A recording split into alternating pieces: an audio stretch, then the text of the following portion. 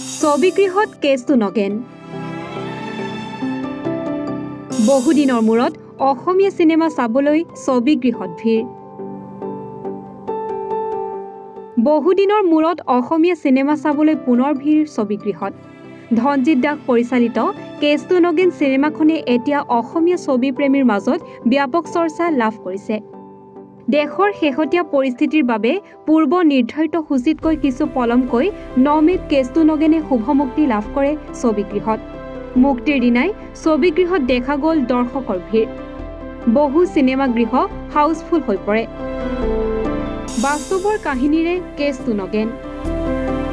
দৰ্শকৰ মাজত ব্যাপক উৎসাহ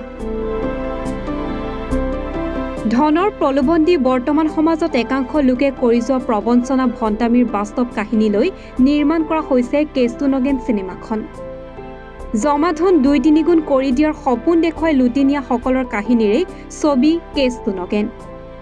মুক্তিৰ দিনাই দৰ্শকৰ বিপুল সঁহাৰি লাভ কৰা ছবিখনে বহুদিনৰ মূৰত পুনৰ প্ৰাণৱন্ত কৰি তুলিছে অসমীয়া ছবিৰ জগতখন অভিনয়ত তপন দাস অতুল পাচনি অমৃতা গগৈ আৰু আছে হিমাংশু প্ৰসাদ Das Siddharth Mukherjee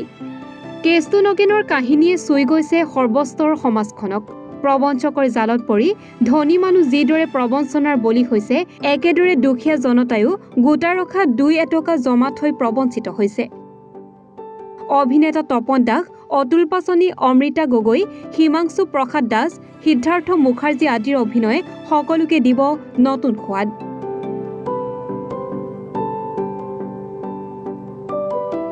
news desk report এনিভাৰো 24